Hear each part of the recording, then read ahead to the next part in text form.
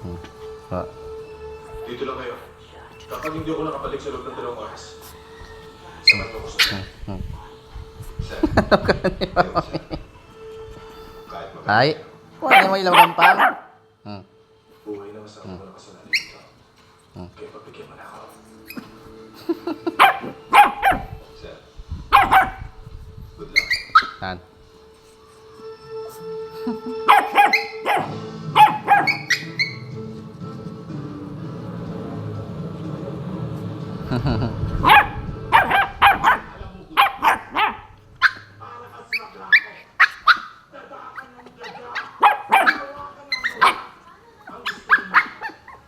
Yung gawa mo, hindi mo mo.